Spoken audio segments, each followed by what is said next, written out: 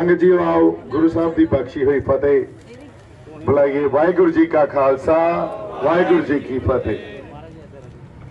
दो चार गल्लां ही करनियां जी, आपां मुद्दे ते ही आने आ सीधा क्योंकि समा भी घट आ। माड़ा ही मैक थले लवाओ कि भाई सारा मीडिया है गल्लां तुहाडा थोड़ा लाइव। कल साडे जिहड़े प्राइम मिनिस्टर आ मिस्टर नरेंद्र मोदी बिहार च जदों इलैक्शन दे प्रचार ते गए तो उन्होंने कहा भी असीं जिहड़े जिहड़े फैसले लेते आ वो देश हित च देश भगती नूं सोचते हुए लेते गए आ या नेशन दे हित च एक नैशनलिज्म दे नूं सोच के लेते गए आ। भाई जी तुसीं आपदी जगह बना लो, पिछे संगत बैठी आ तां थोड़ी जी जगह बना लो प्लीज़, क्योंकि एक तरीका ते सलीका जिहड़ा हुंदा ना वो बहुत इंपॉर्टेंट हुंदा। पहलां इह गल नूं समझ लईए आपां। वापस गल ते आउणी आ, ओह कहंदे देश हित च हुण जदों सानूं स्कूलां कॉलेजां च पढ़ाया जांदा देश भगती की आ, नेशन की आ, डेमोक्रेसी की आ, फैडरल स्ट्रक्चर की आ, ਉਹਦੇ मतलब कुछ होर सी ते जदों समाजिक वरतारिਆਂ ਚ ਅਸੀਂ ਉਹਦੇ मतलब देखते हैं तो इत्थे कुछ होर ਹੁੰਦੇ ਆ। जमां ही कोई आपस ਚ संबंध ही नहीं जो पढ़िया ते जो ਅਸੀਂ देखिया। ਹੁਣ ਜਦੋਂ गुरु नानक साहब ਦੇ फलसफे की गल करते हैं, श्री गुरु नानक देव जी के फलसफे की उस ते आउणे आपां नेशन नूं अज दियां सरकारां या समय समय दियां सरकारां डिस्क्राइब करदियां भी एक भूगोलक खिता ते ओहदियां हद्दां दे अंदर जिहड़ा देश आ वो देश आ ते पवित्र आ ते इहदी देश भगती पवित्रता दा प्रतीक आ। पर जदों गुरु नानक साहब ने गल कीती आ, उन्हां ने कहा माता धरत महत, उत्थे कोई हद तां नहीं खिंची भी यही धरती पवित्र आ। और कहा किहनूं आ मनुखां नूं, मनुख नूं संबोधन किया मना दे थरू, पवन गुरु पानी पिता माता धरत महत। हुण जदों धरती दा उत्थे इह तां नहीं कहा भी पंजाब दी जिहड़ी धरती आ, पंजाब दी धरती नूं ही माता कह के महत कहता, या अमरीका दी धरती या कनेडा दी धरती या आस्ट्रेलिया दी धरती आ पवित्र आ ते साडी ओह धरती पवित्र आ। सो इस गल तो यह गल तां सानूं पता लगदी आ भी गुरु नानक साहब इह कहिंदे सी भी जिहड़े पवित्रता दा संबंध आ ਉਹ ਲੋਕਾਂ ਨਾਲ ਆ, ਲੋਕ ਉਸ ਧਰਤੀ ਨੂੰ ਪਵਿੱਤਰ ਬਣਾਉਂਦੇ ਆ ਤੇ ਦੇਸ਼ ਲੋਕ ਹੁੰਦੇ ਆ। ਦੇਸ਼ ਕੋਈ ਭੂਗੋਲਕ ਖਿੱਤਾ ਨਹੀਂ ਹੁੰਦਾ, ਕਿਸੇ ਹੱਦਾਂ ਦੇ ਅੰਦਰ ਕੋਈ ਧਰਤੀ ਨੂੰ ਦੇਸ਼ ਤੇ ਉਹਦੇ ਪ੍ਰਤੀ ਅਸੀਂ ਦੇਸ਼ ਭਗਤੀ ਪੈਦਾ ਕਰ ਦਈਏ। ਤੇ ਜਿਹੜੀ ਗੱਲ ਅੱਜ ਮੋਦੀ ਸਰਕਾਰ ਕਰ ਰਹੀ ਆ ਜਾਂ ਜੋ ਹਉਮੈ ਤੇ ਮੈਂ ਦਾ ਪ੍ਰਗਟਾਵਾ ਕਰ ਰਹੇ ਆ ਵੀ ਅਸੀਂ ਜਿਹੜੇ ਕਾਨੂੰਨ ਬਣਾਤੇ, ਅਸੀਂ ਜਿਹੜੇ ਸਟੈਪ ਲੈ ਲਏ ਉਹ ਤੋਂ ਪਿੱਛੇ ਨਹੀਂ ਹਟਾਂਗੇ ਦੇਸ਼ ਹਿੱਤ ਚ, ਉਹਨਾਂ ਨੂੰ ਇਹ ਗੱਲ ਸਮਝ ਨਹੀਂ ਆ ਰਹੀ भी ਜਿਹੜੇ ਲੋਕ ਆ ਉਹ ਤਾਂ ਸੜਕਾਂ ਤੇ ਆ, ਸਾਡੀਆਂ ਬੀਬੀਆਂ ਸਾਡੀਆਂ ਭੈਣਾਂ ਸੜਕਾਂ ਤੇ ਫਿਰਦੀਆਂ ਤੇ ਅਸੀਂ ਦੇਸ਼ ਹਿੱਤ ਦੀ ਦੇਸ਼ ਭਗਤੀ ਦੀ ਗੱਲ ਕਰਦੇ ਹਾਂ। ਦੇਸ਼ ਹਿੱਤ ਤੇ ਦੇਸ਼ ਭਗਤੀ ਦੀ ਗੱਲ ਤਾਂ ਉਹ ਨਹੀਂ ਕਰ ਰਹੇ, ਦੇਸ਼ ਦਰੋਹੀ ਤਾਂ ਉਹਨਾਂ ਨੂੰ ਆਪਦੇ ਆਪ ਨੂੰ ਕਹਿਣਾ ਚਾਹੀਦਾ ਕਿਉਂਕਿ ਲੋਕਾਂ ਨੂੰ ਦੇਸ਼ ਨਹੀਂ ਸਮਝਦੇ, ਉਹ ਤਾਂ ਧਰਤੀ ਦੇ ਇੱਕ ਟੁਕੜੇ ਨੂੰ ਦੇਸ਼ ਸਮਝੀ ਬੈਠੇ ਆ।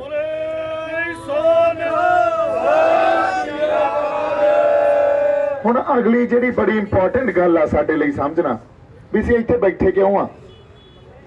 ਹੋ ਸਕਦਾ ਜੇ ਗੱਲ ਇਕੱਲੇ ਆਹ 3 ਕਾਨੂੰਨਾਂ ਦੀ ਹੁੰਦੀ ਮੈਂ ਤਾਂ ਨਹੀਂ ਆਉਂਦਾ ਸੀ, ਜੇ ਕੱਲੀ ਕਰਪਸ਼ਨ ਦੀ ਹੁੰਦੀ ਫੇਰ ਵੀ ਨਹੀਂ ਆਉਂਦਾ ਸੀ, ਜੇ ਕੱਲੀ ਨੌਕਰੀਆਂ ਦੀ ਗੱਲ ਹੁੰਦੀ ਹੋਰ ਸਾਡੇ ਆ ਸਾਰੇ ਬਾਈ ਨਹੀਂ ਆਉਂਦੇ ਸੀ।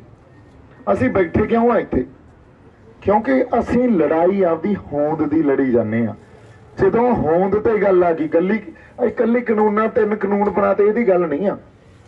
ਗੱਲ ਇਹ ਆ ਜਿਹੜਾ ਪੰਜਾਬੀ ਆਪਦੇ ਆਪ ਨੂੰ ਕਹਿੰਦਾ, ਚਾਹੇ ਸਾਡੇ ਪੁਲਿਸ ਵਾਲੇ ਬਾਈ ਆ ਸਾਰੇ ਖੜੇ ਆ ਕਿਉਂਕਿ ਸੱਭਿਆਚਾਰ ਉਹਨਾਂ 'ਚ ਵੀ ਵਸਦਾ, ਇਸ ਧਰਤੀ ਨੂੰ ਉਹਨਾਂ ਨੇ ਹੀ ਪੈਦਾ ਕੀਤਾ ਹੋਇਆ। ਉਹਨਾਂ ਨੂੰ ਕੋਈ ਸਾਡੀ ਐਡਮਿਨਿਸਟ੍ਰੇਸ਼ਨ ਦਾ ਪਾਰਟ ਆ, ਕੋਈ ਸਾਡੀ ਕਿਸੇ ਪੋਲੀਟੀਕਲ ਰਾਜਸੀ ਧਿਰ ਦਾ ਪਾਰਟ ਆ, ਕੋਈ ਲੋਕਾਂ ਦਾ ਪਾਰਟ ਆ, ਕੋਈ ਕਿਸਾਨ ਆ, ਕੋਈ ਸ਼ਹਿਰਾਂ 'ਚ ਬੈਠਾ ਬੰਦਾ ਜਿਹੜਾ ਆਪਦੇ ਆਪ ਨੂੰ ਪੰਜਾਬੀ ਕਹਿੰਦਾ, ਪੰਜਾਬੀ ਰੂਹ ਆ, ਉਹ ਆਪਦੀ ਹੋਂਦ ਦੀ ਲੜਾਈ ਲੜ ਰਿਹਾ। ਕਿਉਂਕਿ ਤੁਸੀਂ ਇਹ 3 ਕਾਨੂੰਨ ਦੇਖ ਲਓ, ਇਹ ਕਿਸੇ ਸਾਜ਼ਿਸ਼ ਦੇ ਅਧੀਨ ਆ ਔਰ ਸਾਜ਼ਿਸ਼ ਆ ਬਹੁਤ ਸਮੇਂ ਤੋਂ ਬਹੁਤ ਸਮੇਂ ਤੋਂ ਸਰਕਾਰਾਂ ਇੱਕ ਭਾਰਤੀ ਕੌਮ ਸਿਰਜਣ ਦੀ ਸਾਜ਼ਿਸ਼ ਕਰ ਰਹੀਆਂ, ਜਿੱਥੇ ਇੱਕ ਹੋਮੋਜੀਨੀਅਸ ਇੱਕੋ ਤਰ੍ਹਾਂ ਦਾ ਸਮਾਜ ਸਿਰਜਣਾ ਚਾਹੁੰਦੀਆਂ। ਉੱਥੇ ਤੁਹਾਨੂੰ ਆਪਦੇ ਆਪ ਨੂੰ ਪੰਜਾਬੀ ਕਹਿਣਾ ਉਹਨਾਂ ਨੂੰ ਮਨਜ਼ੂਰ ਨਹੀਂ ਆ। ਜੇ ਤੁਸੀਂ ਪੰਜਾਬੀ ਬੋਲੀ ਨੂੰ ਆਪਦੀ ਮਾਂ ਬੋਲੀ ਕਹੋਗੇ ਉਹਨਾਂ ਨੂੰ ਮਨਜ਼ੂਰ ਨਹੀਂ ਆ। ਜੇ ਆਪਦੇ ਆਪ ਨੂੰ ਪ੍ਰਭਾਸ਼ਿਤ ਤੁਸੀਂ ਕਹੋਗੇ ਵੀ ਅਸੀਂ ਵਿਲੱਖਣ ਆ, ਸਾਡੇ ਇਤਿਹਾਸ ਸਾਡੇ ਫਲਸਫੇ ਤੋਂ ਸਾਡੀ ਜਿਹੜੀ ਆਈਡੈਂਟਿਟੀ ਉਹਦੇ ਨਾਲ ਜੁੜੀ ਹੋਈ ਆ, ਉਹਨਾਂ ਨੂੰ ਮਨਜ਼ੂਰ ਨਹੀਂ ਆ। ਉਹ ਪ੍ਰਭਾਸ਼ਿਤ ਵੀ ਤੁਹਾਨੂੰ ਆਪ ਕਰਨਗੇ। ਸੋ ਜਦੋਂ ਸਰਕਾਰ ਇਹੋ ਜਿਹੀਆਂ ਸਾਜ਼ਿਸ਼ਾਂ ਘੜਦੀ ਆ, ਇਹੋ ਜਿਹੇ ਕਾਨੂੰਨ ਘੜਦੀ ਆ ਵੀ ਸਾਡੇ ਤੋਂ ਸਾਡੀ ਧਰਤੀ ਖੋਲੀ, ਹੁਣ ਜੇ ਸਾਡੇ ਤੋਂ ਸਾਡੀ ਧਰਤੀ ਖੋਲੀ, ਸਾਡਾ ਸੱਭਿਆਚਾਰ, ਸਾਡੇ ਫਲਸਫੇ, ਸਾਡੀ ਸਿਆਸਤ, ਕਿਉਂਕਿ ਦੇਖੋ ਇਹ ਗੱਲ ਕਹਿਣੀ ਬੜੀ ਅਸੀਂ ਗੈਰ ਜ਼ਿੰਮੇਦਾਰਾਨਾ ਗੱਲ ਹੁੰਦੀ ਹੈ ਵੀ ਸਿਆਸਤ ਨਾਲ ਸਾਡਾ ਕੋਈ ਲਿੰਕ ਨਹੀਂ, ਪਰ ਹਰ ਰੂਹ ਦਾ, ਹਰ ਬੰਦੇ ਦਾ ਸਿਆਸਤ ਨਾਲ ਬਹੁਤ ਵੱਡਾ ਲਿੰਕ ਆ। ਜਿੱਥੇ ਧਰਮ ਆ ਉੱਥੇ ਸਿਆਸਤ ਆ, ਧਰਮ ਵੱਡਾ ਸਿਆਸਤ ਛੋਟੀ। ਸੋ ਸਿਆਸਤ ਵੀ ਸਾਡੀ ਲੈ ਜਾਣਗੇ ਨਾਲ ਦੀ ਨਾਲ। ਜਦੋਂ ਸਾਡੇ ਤੋਂ ਇਹ ਸਭ ਕੁਝ ਖੁਰ ਗਿਆ, ਫਿਰ ਅਸੀਂ ਕਹਿ ਲਈਏ ਵੀ ਅਸੀਂ ਬਚਾਂਗੇ, ਪੰਜਾਬੀ ਬਚਾਂਗੇ, ਸਾਡੇ ਸ਼ਹਿਰ ਜਾਂ ਪਿੰਡ ਬਚ ਜਾਣਗੇ, ਸਭ ਕੁਝ ਖੁਰ ਜੂ, ਸਾਡੇ ਪੱਲੇ ਕੁਝ ਨਹੀਂ ਰਹਿਣਾ। ਤੁਸੀਂ ਤੁਰ ਜਾਓ ਅਮਰੀਕਾ, ਕੈਨੇਡਾ, ਆਸਟ੍ਰੇਲੀਆ ਨੂੰ, ਪਰ ਅਮਰੀਕਾ, ਕੈਨੇਡਾ, ਆਸਟ੍ਰੇਲੀਆ ਵੀ ਤੁਹਾਡੀ ਇੱਜ਼ਤ ਤਾਂ ਹੀ ਕਰਦਾ, ਤੁਹਾਡੇ ਪਿੱਛੇ ਪੰਜਾਬ ਤੁਹਾਡੇ ਪਿੱਠ ਤੇ ਖੜਦਾ, ਤੇ ਇਹ ਧਰਤੀ ਤੁਹਾਡੀ ਆ। ਜੇ ਇੱਥੋਂ ਪੈਰ ਤੁਹਾਡੇ ਇਹਨਾਂ ਨੇ ਇੱਥੋਂ ਪੈਰ ਉਖੜ ਗਏ ਤਾਂ ਸਾਰੀ ਦੁਨੀਆ 'ਚ ਸਾਡੇ ਕਿਤੇ ਪੈਰ ਨਹੀਂ ਲੱਗਣੇ। ਇਹ ਇਤਿਹਾਸ 'ਚ ਵੀ ਇਹਦੀਆਂ ਸਾਡੇ ਕੋਲੇ ਬਹੁਤ ਵੱਡੀਆਂ ਉਦਾਹਰਨਾਂ ਤੇ ਐਗਜ਼ਾਮਪਲਸ ਪਈਆਂ। ਜਦੋਂ ਹੋਂਦ ਦੀ ਗੱਲ ਆਉਂਦੀ ਆ, ਫਿਰ ਪਿੰਡਾਂ ਸ਼ਹਿਰਾਂ ਤੇ ਕਿਸੇ ਵਰਗਾਂ ਤੇ ਗੱਲ ਸੀਮਤ ਨਹੀਂ ਰਹਿੰਦੀ। ਫਿਰ ਜੇ ਅਸੀਂ ਕਹੀਏ ਕਿਸਾਨ ਜਥੇਬੰਦੀਆਂ, ਉਹਦਾ ਇੱਕ ਗੱਲ ਕਹਿੰਦੀਆਂ ਵੀ ਸਿੱਖਾਂ ਨੂੰ ਤਾਂ ਅਸੀਂ ਲੰਗਰ ਦੀ ਸੇਵਾ ਦਿੱਤੀ ਆ। ਜੇ ਸਿੱਖਾਂ ਨੂੰ ਲੰਗਰ ਦੀ ਸੇਵਾ ਦਿੱਤੀ ਆ, ਇਸ ਧਰਤੀ ਤੇ ਜੇ ਕੋਈ ਲੜਾਈ ਲੜੀ ਜਾਣੀ ਆ, ਉਹ ਅਸੀਂ ਕਹਿ ਦਈਏ ਸਿੱਖ ਫਲਸਫੇ ਤੋਂ ਜਾਂ ਗੁਰੂ ਨਾਨਕ ਸਾਹਿਬ ਦੇ ਫਲਸਫੇ ਤੋਂ ਪਾਸੇ ਹੋ ਕੇ ਲੜ ਲਾਂਗੇ, ਇਹ ਤਾਂ ਹੋ ਹੀ ਨਹੀਂ ਸਕਦਾ ਨਾ। ਅਸੀਂ ਕਿਸੇ ਮਾਰਕਸਿਸਟ ਜਿਹੜੀ ਵਿਚਾਰਧਾਰਾ, ਜਿਹਨੂੰ ਕਮਿਊਨਿਜ਼ਮ ਜਾਂ ਕਿਸੇ ਸੋਸ਼ਲਿਜ਼ਮ ਜਾਂ ਨੈਸ਼ਨਲਿਜ਼ਮ ਵਿਚਾਰਧਾਰਾ ਨੂੰ ਮੁੱਖ ਰੱਖ ਕੇ ਜੇ ਲੜਾਈ ਲੜਾਂਗੇ ਤਾਂ ਉਹ ਤਾਂ ਇਸ ਧਰਤੀ ਤੋਂ ਪੈਦਾ ਹੀ ਨਹੀਂ ਹੋਈ। ਇਸ ਧਰਤੀ ਨੇ ਜਿਹੜੀ ਵਿਚਾਰਧਾਰਾ ਨੂੰ ਇਵੋਲਵ ਕੀਤਾ, ਹੌਲੀ ਹੌਲੀ ਅਸੀਂ ਸਮਝਿਆ, ਉਹ ਗੁਰੂ ਨਾਨਕ ਸਾਹਿਬ ਦੀਆਂ ਸਿੱਖ ਫਲਸਫਾ। ਔਰ ਸਿੱਖ ਧਰਮ ਦੀ ਗੱਲ ਨਹੀਂ ਮੈਂ ਕਰ ਰਿਹਾ, ਸਿੱਖ ਫਲਸਫੇ ਦੀ, ਸਿੱਖ ਮਾਡਲ ਦੀ ਗੱਲ ਕਰ ਰਿਹਾ। ਕਿਵੇਂ ਆ? ਧਰਮ ਨੂੰ ਆਪਾਂ ਇੱਕ ਵਾਰੀ ਪਾਸੇ ਰੱਖ ਦਿੰਨੇ ਆ, ਸਿੱਖ ਮਾਡਲ ਦੀ ਗੱਲ ਕਰ ਰਹੇ ਹਾਂ। ਕਿਹੜਾ ਮਾਡਲ ਆ ਇਹ? ਉਹ ਮਾਡਲ ਆ ਜਿੱਥੇ ਅਸੀਂ ਰੋਜ਼ ਸਰਬੱਤ ਦੇ ਭਲੇ ਦੀ ਅਰਦਾਸ ਕਰਦੇ ਹਾਂ, ਨਾਨਕ ਨਾਮ ਚੜ੍ਹਦੀ ਕਲਾ ਤੇਰੇ ਭਾਣੇ ਸਰਬੱਤ ਦਾ ਭਲਾ। ਕੋਈ ਹੋਰ ਕੌਮ ਸਰਬੱਤ ਦੇ ਭਲੇ ਦੀ ਗੱਲ ਕਰਦੀ ਹੋਵੇ, ਕਿਸੇ ਹੋਰ ਖਿੱਤੇ 'ਚ ਰੋਜ਼ ਸਰਬੱਤ ਦੇ ਭਲੇ ਦੀ ਗੱਲ ਹੁੰਦੀ ਹੋਵੇ, ਸਾਡੇ ਜਿੱਥੇ ਅਰਦਾਸ ਹੋਊਗੀ, ਜਦੋਂ ਗੁਰਬਾਣੀ ਪੜ੍ਹੀ ਜਾਊਗੀ, ਨਾਲ ਹੀ ਸਰਬੱਤ ਦੇ ਭਲੇ ਦੀ ਅਰਦਾਸ ਹੋਊਗੀ। ਉੱਥੇ ਕੋਈ ਦਰਜਾ ਬਦਰਜੀ ਰਹਿ ਜਾਂਦੀ ਆ? ਜਮਾਂ ਹੀ ਨਹੀਂ। ਕੋਈ ਊਚ ਨੀਚ ਜਾਤ ਪਾਤ ਰਹਿ ਜਾਂਦੀ ਹੈ? ਜਮਾਂ ਹੀ ਨਹੀਂ। ਸਾਡੇ ਲਈ ਤਾਂ ਜਦੋਂ ਮੰਗੀ ਸਰਬੱਤ ਦਾ ਭਲਾ ਲਿਆ, ਫਿਰ ਜਿਹਦੇ ਮਰਜ਼ੀ ਨਾਲ ਜ਼ੁਲਮ ਹੋ ਰਿਹਾ ਹੋਵੇ, ਜ਼ਬਰ ਹੋ ਰਿਹਾ ਹੋਵੇ, ਜਿਹਦੇ ਤੇ ਅਸੀਂ ਖੜੇ ਹੋ ਜਾਵਾਂਗੇ। ਉੱਥੇ ਜੇ ਅਸੀਂ ਗੱਲ ਕਰਦੇ ਹਾਂ ਤਾਂ ਮਨੁੱਖ ਨੂੰ ਕਿਵੇਂ ਦੇਖਿਆ ਜਾਂਦਾ? ਮਾਨਸ ਕੀ ਜਾਤ ਸਭੇ ਏਕੋ ਪਹਿਚਾਨ ਬੋ। ਇਹਦਾ ਮਤਲਬ ਜਿਹੜਾ ਕੋਈ ਅਕਾਲ ਪੁਰਖ ਨਿਰੰਕਾਰ ਆ, ਉਹ ਇੱਕ ਆ, ਤੇ ਉਹਨੇ ਮਨੁੱਖਾਂ ਨੂੰ ਵੀ ਇੱਕ ਰੂਪ 'ਚ ਪੈਦਾ ਕੀਤਾ ਗਿਆ, ਕੋਈ ਦਰਜਾ ਬਦਰਜੀ ਨਹੀਂ। ਸੋ ਐਡਾ ਵੱਡੇ ਫਲਸਫੇ ਨੂੰ ਛੱਡ ਕੇ, ਇਸ ਸਿਧਾਂਤ ਨੂੰ ਛੱਡ ਕੇ ਜੇ ਅਸੀਂ ਕਹਾਂਗੇ ਅਸੀਂ ਲੜਾਈ ਲੜ ਲਾਂਗੇ, ਅਸੀਂ ਨਹੀਂ ਲੜ ਸਕਦੇ। ਸਾਨੂੰ ਨਹੀਂ ਪਤਾ ਉਹ ਕਿਸੇ ਹੋਰ ਖਿੱਤੇ 'ਚੋਂ, ਕਿਸੇ ਹੋਰ ਧਰਤੀ 'ਚੋਂ ਕਮਿਊਨਿਸਟ ਵਿਚਾਰਧਾਰਾ ਪੈਦਾ ਹੋਈ ਹੈ, ਕਿਸੇ ਹੋਰ ਧਰਤੀ 'ਚੋਂ ਨੈਸ਼ਨਲਿਜ਼ਮ ਪੈਦਾ ਹੋਇਆ, ਕਿਸੇ ਹੋਰ ਧਰਤੀ 'ਚੋਂ ਸੋਸ਼ਲਿਜ਼ਮ ਪੈਦਾ ਹੋਇਆ। ਉਹਨੂੰ ਪੜੂਥਣ ਲਾ ਕੇ ਇੱਥੇ ਅਸੀਂ ਇਸ ਖਿੱਤੇ 'ਚ ਜੇ ਉਹਨੂੰ ਅਪਲਾਈ ਕਰਾਂਗੇ, ਉਹ ਨਹੀਂ ਹੋ ਸਕਦਾ, ਅਸੀਂ ਨਹੀਂ ਲੜ ਸਕਦੇ। ਸਾਨੂੰ ਕਿਉਂਕਿ ਇਤਿਹਾਸ ਨੂੰ ਸਮਝਣਾ ਵੀ ਬੜਾ ਵੱਡਾ ਗੁਣ ਹੁੰਦਾ, ਔਰ ਇਹਦੇ 'ਚ ਅਸੀਂ ਬਹੁਤ ਵੱਡੀ ਇਕਾਈ ਕਰ ਜਾਂਦੇ ਹਾਂ, ਕੌਮਾਂ ਇਕਾਈਆਂ ਕਰ ਜਾਂਦੀਆਂ। ਇਤਿਹਾਸ ਨੂੰ ਸਮਝਣਾ, ਉਹਦੇ ਅਹਿਸਾਸ ਹੂ ਸਮਝ ਲੈਣੇ ਬਹੁਤ ਔਖਾ। ਕੋਈ ਬੰਦਾ, ਕੋਈ ਸ਼ਖਸੀਅਤ ਇਤਿਹਾਸ ਦੀ ਜੇ ਅਸੀਂ ਕਹੀਏ ਵੀ ਉਹਨੇ ਐ ਸੋਚਿਆ ਹੋਣਾ, ਇਸ ਸ਼ਖਸੀਅਤ ਨੇ, ਮੰਨ ਲਓ ਅਸੀਂ ਜੇ ਆਪਦੇ ਰਹਿਬਰਾਂ ਦੀ ਗੱਲ ਕਰੀਏ ਜਾਂ ਬਾਬਾ ਬੰਦਾ ਸਿੰਘ ਬਹਾਦਰ ਦੀ ਗੱਲ ਕਰੀਏ, ਉਹਨਾਂ ਨੂੰ ਅਸੀਂ ਸਮਝੀਏ ਵੀ ਜਦੋਂ ਉਹਨਾਂ ਨੇ ਸਰਹੰਦ ਤੇ ਹਮਲਾ ਕੀਤਾ, ਉਹਨਾਂ ਦੇ ਦਿਮਾਗ 'ਚ ਕੀ ਚੱਲ ਰਿਹਾ ਹੋਊਗਾ, ਉਦੋਂ ਮੌਸਮ ਕੀ ਹੋਊਗਾ, ਉਹਨਾਂ ਦੇ ਆਸ-ਪਾਸ ਜਿਹੜੇ ਉਹਨਾਂ ਦੇ ਜਰਨੈਲ ਆ ਉਹ ਕੀ ਕਹਿੰਦੇ ਹੋਣਗੇ, ਜਾਂ ਉਸ ਵੇਲੇ ਸਾਰੀ ਰਾਜਸੀ ਜਿਹੜੀ ਇੱਕ ਬੰਤਰ ਆ ਤਾਣਾ ਬਾਣਾ ਉਹ ਕੀ ਹੋਊਗਾ, ਸੈਂਟਰ ਦਾ ਜਦੋਂ ਦਿੱਲੀ ਸਰਕਾਰ ਦਾ ਕੀ ਰੋਲ ਸੀ, ਸਰਹੰਦ ਸਰਕਾਰ ਦਾ ਕੀ ਰੋਲ ਆ, ਇਹਨੂੰ ਹੂਬਹੂ ਸਮਝ ਸਕਦੇ ਹਾਂ ਅਸੀਂ? ਨਹੀਂ ਸਮਝ ਸਕਦੇ। ਇੱਕ ਅਪਰੋਕਸੀਮੇਸ਼ਨ ਹੀ ਲਾਈ ਜਾ ਸਕਦੀ ਹੁੰਦੀ ਹੈ ਇਤਿਹਾਸ ਬਾਰੇ, ਇਤਿਹਾਸ ਦੀਆਂ ਸ਼ਖਸੀਅਤਾਂ ਬਾਰੇ ਇੱਕ ਅਪਰੋਕਸੀਮੇਸ਼ਨ ਲਾਈ ਜਾ ਸਕਦੀ ਹੁੰਦੀ ਆ। ਇਤਿਹਾਸ ਨੂੰ ਸਮਝਿਆ ਨਹੀਂ ਜਾ ਸਕਦਾ ਹੁੰਦਾ ਹੂਬਹੂ।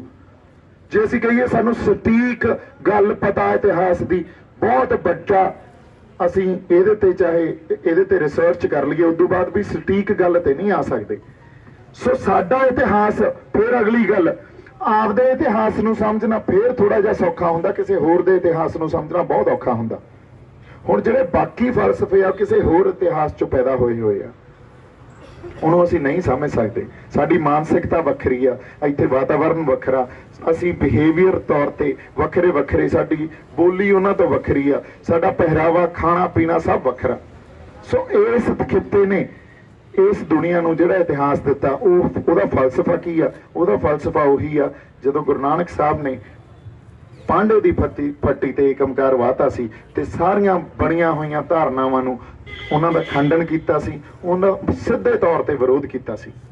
ਔਰ ਉਸ ਵੇਲੇ ਦੇਖੋ ਫਿਰ ਜਦੋਂ ਲੜਾਈ ਲੜੀ ਜਾਂਦੀ ਆ, ਲੜਾਈ ਹਥਿਆਰਬੰਦ ਸੰਘਰਸ਼ ਨਾਲ ਵੀ ਲੜੀ ਜਾਂਦੀ ਆ, ਸ਼ਾਂਤਮਈ ਨਾਲ ਵੀ ਲੜੀ ਜਾਂਦੀ ਆ। ਗੁਰੂ ਨਾਨਕ ਸਾਹਿਬ ਨੇ ਤਾਂ ਸਾਨੂੰ ਸਾਡੇ ਹੱਥਾਂ 'ਚ ਸ਼ਮਸ਼ੀਰਾਂ ਨਹੀਂ ਦਿੱਤੀਆਂ, ਸਾਡੇ ਹੱਥਾਂ 'ਚ ਤਲਵਾਰਾਂ ਨਹੀਂ ਦਿੱਤੀਆਂ। ਕਿਉਂ? ਕਿਉਂਕਿ ਉਦੋਂ ਤੱਕ ਰੂਹਾਂ ਸਿਰਜਣੀਆਂ ਸੀ ਉਹਨਾਂ ਨੇ, ਜਿਹੜੀਆਂ ਰੂਹਾਂ ਸਿਰਜੀਆਂ ਜਾਣ ਤੇ ਜਦੋਂ ਸਾਡੇ ਹੱਥ 'ਚ ਹਥਿਆਰ ਆਇਆ, ਉਦੋਂ ਆ ਕੇ ਉਹਨਾਂ ਰਹਿਬਰਾਂ ਨੂੰ ਵਿਸ਼ਵਾਸ ਹੋ ਗਿਆ ਵੀ ਹੁਣ ਉਸ ਹਥਿਆਰ ਦੀ ਦੁਰਵਰਤੋਂ ਨਹੀਂ ਹੋਊਗੀ। ਉਹ ਹਥਿਆਰ ਕਿਸੇ ਜ਼ੁਲਮ ਤੇ ਜ਼ਬਰ ਨੂੰ ਟਾਕਰਾ ਕਰਨ ਵਾਸਤੇ ਹੀ ਚੱਕਿਆ ਜਾਊਗਾ, ਆਪਦੇ ਵਾਸਤੇ ਨਿੱਜ ਵਾਸਤੇ ਕਦੇ ਹਥਿਆਰ ਨਹੀਂ ਚੱਕਿਆ ਜਾਊਗਾ।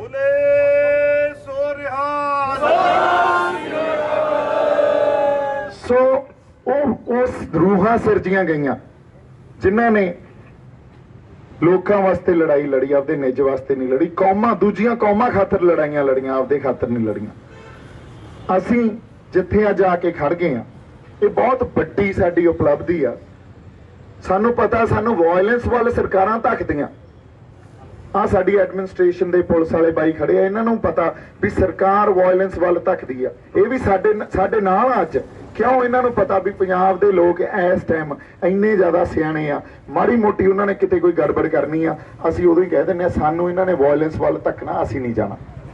ਅਸੀਂ ਸ਼ਾਂਤਮਈ ਢੰਗ ਨਾਲ ਇਹ ਸੰਘਰਸ਼ ਲੜਨਾ, ਪਰ ਸ਼ਾਂਤਮਈ ਢੰਗ 'ਚ ਆਪਦੀ ਆਵਾਜ਼ ਬੁਲੰਦ ਕਰਨੀ ਆ, ਕਿਉਂਕਿ ਸਾਡੀ ਸੋਚ ਤੋਂ ਬਾਹਲੇ ਡਰਦੇ ਆ। ਇਹ ਹਥਿਆਰ ਤੋਂ ਨਹੀਂ ਡਰਦੇ, ਸੋਚ ਤੋਂ ਡਰਦੇ ਆ। ਹਥਿਆਰ ਤਾਂ ਇਹਨਾਂ ਲਈ ਦੱਬਣਾ ਬਹੁਤ ਸੌਖਾ, ਜਦੋਂ ਮਰਜੀ ਐਡਾ ਵੱਡਾ ਸਟੇਟ, ਐਡੀ ਵੱਡੀ ਪਾਵਰ ਉਹਨਾਂ ਦੀ, ਐਡੀਆਂ ਵੱਡੀਆਂ ਉਹਨਾਂ ਦੇ institutes, military force, paramilitary forces, police force, ਉਹਦਾ 2 ਮਿੰਟ 'ਚ ਦੱਬ ਦੇਣਗੇ।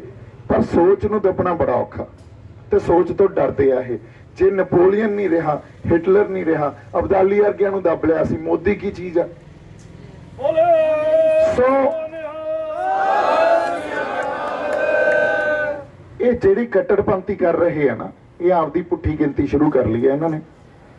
ਇਹ ਪੁੱਠੀ ਗਿਣਤੀ ਇਹਨਾਂ ਦੀ ਸ਼ੁਰੂ ਹੋ ਗਈ ਹੈ ਤੇ ਅਸੀਂ ਇੱਕ ਇਤਿਹਾਸ ਰਚਣ ਵਾਲੇ ਸੰਘਰਸ਼ 'ਚ ਆਪਦੀ ਸ਼ਮੂਲੀਅਤ ਦੇ ਰਹੇ ਹਾਂ। ਹੁਣ ਜਿਹੜੀਆਂ ਰੂਹਾਂ ਇਹਦੇ 'ਚ ਆਪਦੀ ਸ਼ਮੂਲੀਅਤ ਦੇ ਜਾਣਗੀਆਂ, ਉਹਨਾਂ ਦਾ ਨਾਂ ਇਤਿਹਾਸ 'ਚ ਲਿਖਿਆ ਜਾਊਗਾ। ਤੁਹਾਨੂੰ ਇਤਿਹਾਸ ਮੌਕਾ ਦੇ ਰਿਹਾ ਪੰਜਾਬ ਦੀ ਹੋਂਦ ਦੀ ਲੜਾਈ ਲੜਨ ਦਾ। ਸੋ ਮੇਰੀਆਂ ਇੰਨੀਆਂ ਕੁ ਬੇਨਤੀਆਂ ਸੀ। ਮੇਰੇ ਵੱਲੋਂ ਬਹੁਤ ਸਾਰਾ ਪਿਆਰ ਤੇ ਸਤਿਕਾਰ। ਜਿਉਂਦੇ ਵਸਦੇ ਰਹੋ। ਸਤਿ ਸ੍ਰੀ ਅਕਾਲ ਜੀ। ਵਾਹਿਗੁਰੂ ਜੀ ਕਾ ਖਾਲਸਾ, ਵਾਹਿਗੁਰੂ ਜੀ ਕੀ ਫਤਿਹ।